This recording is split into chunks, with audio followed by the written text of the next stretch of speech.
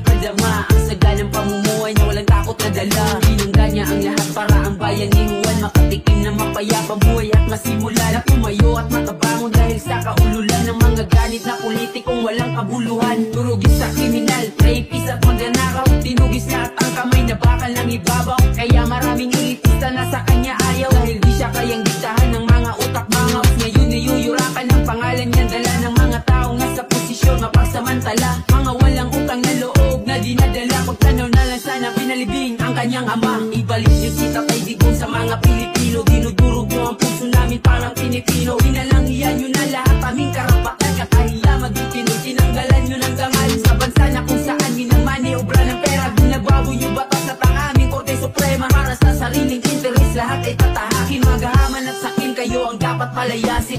Tulong ko'y ginawa na